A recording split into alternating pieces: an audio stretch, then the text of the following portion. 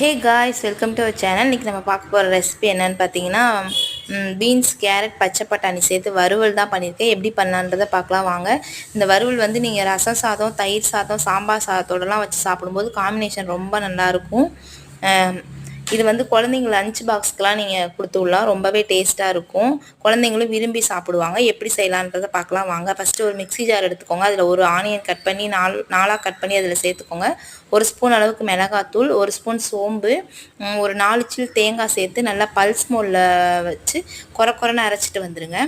அது அரைச்சிட்டு வந்ததுக்கப்புறம் அடுப்பு ஆன் பண்ணி கடாய் வச்சுக்கோங்க.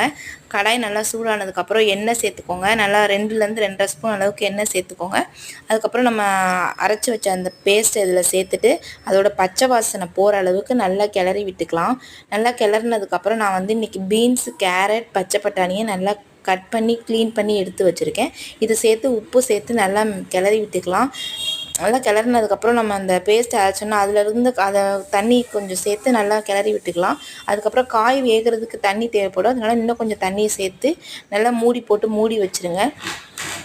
நல்லா ஹை ஃப்ளேமில் வச்சு நல்லா தண்ணியெலாம் வற்றுற அளவுக்கு நல்லா வேக விடுங்க. ஆனால் அடிக்கடி வந்து நம்ம கிளறி விட்டுக்கணும். மூடி சேர்த்து வேக வச்சுட்டு எடுத்து அடிக்கடி கிளறி விட்டுக்கணும். காயெலாம் நல்லா வெந்து அந்த மசாலாவோடு சேர்ந்து வர அளவுக்கு தண்ணியில் அதில் இருக்க நம்ம ஊற்றிருக்க தண்ணி எல்லாமே நல்லா சுண்டி வரணும். அப்போ தான் நம்ம காய் வெந்துருச்சுன்னு அர்த்தம். காயும் வெந்துடும், அந்த தண்ணியும் சுண்டிடும். மசாலாஸோட வாசம்லாம் ரொம்ப டேஸ்ட்டாக இருக்கும் இந்த வறுவல். இது வந்து ரொம்பவே சட்டுன்னு பண்ணக்கூடிய வறுவல் தான். ரொம்ப ஈஸி மெத்தடு. ரொம்ப இன்க்ரீடியன்ஸ்லாம் அதிகமாக தேவைப்படாது.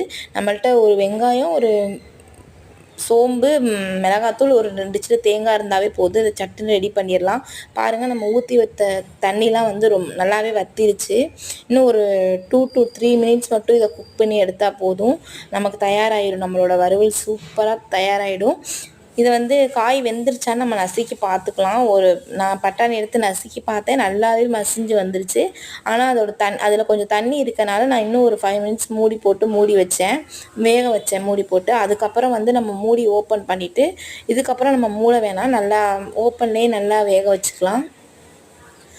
அவ்வளோதான், நமக்கு வந்து நம்மளோட வறுவல் ரெடி ஆயிடுச்சு. பீன்ஸ், கேரட், பச்சை பட்டாணி வறுவல் ரெடி ஆயிடுச்சு. இது ரொம்பவே ஹெல்த்தி கூட. குழந்தைங்களுக்குலாம் அடிக்கடி பண்ணி கொடுங்க. இந்த வீடியோ உங்களுக்கு பிடிச்சிருந்ததுனால லைக் பண்ணுங்கள், ஷேர் பண்ணுங்கள், மறக்காமல் சப்ஸ்கிரைப் பண்ணுங்கள். தேங்க்யூ ஃபார் வாட்சிங். பாய்.